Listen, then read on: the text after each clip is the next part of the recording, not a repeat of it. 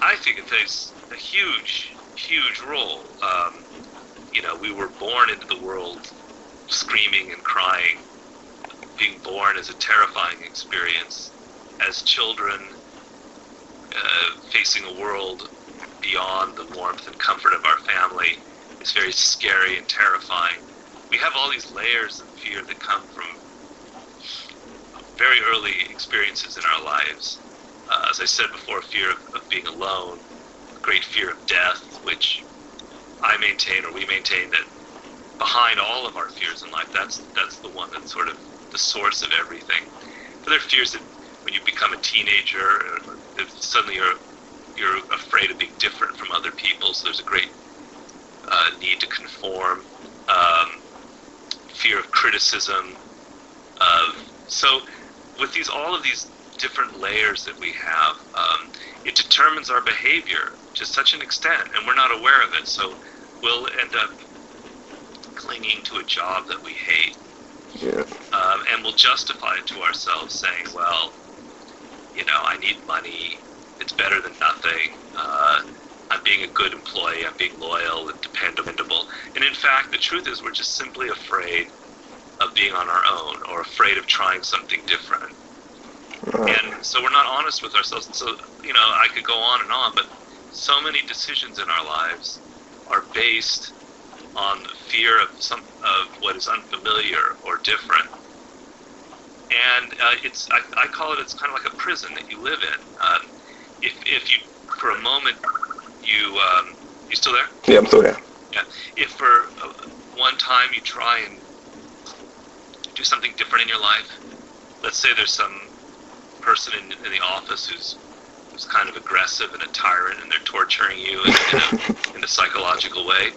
Instead of like running away or letting them do whatever they do, you decide you're going to try something different. You're going to maybe confront them and not let them get away with it. It's like a freedom that you're experiencing. You're not in this little cage that fear keeps you in. You're willing to do different things. You don't have to confront the person, but if you don't confront them, it's because you're not afraid. It's a different feeling when you say, well, maybe it's not, maybe I'll just let it go. Maybe I don't need to worry about this person. That's fine. But when you come at life with a position of fearlessness, your decisions are so much freer and so much more open.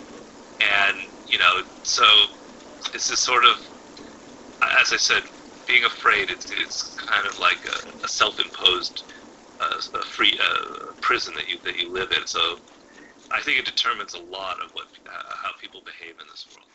Right. No. The rappers, well,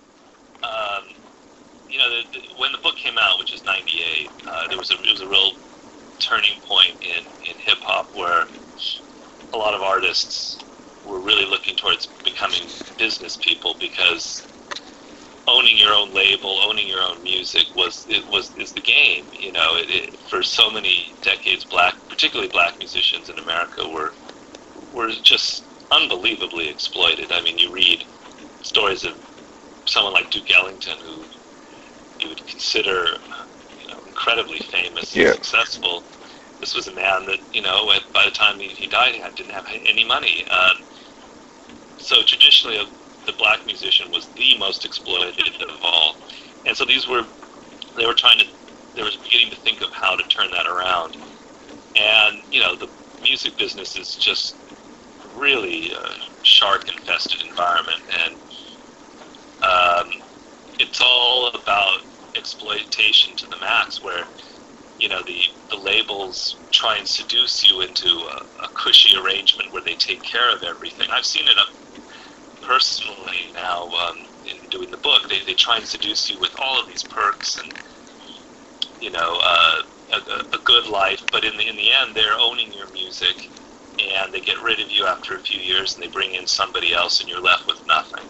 And so that period, people like Jay-Z, etc., others were looking to do it differently, and this was a book that wasn't all sweet and nice. It tells you, here's how you have to do the finances, and it's not a business book.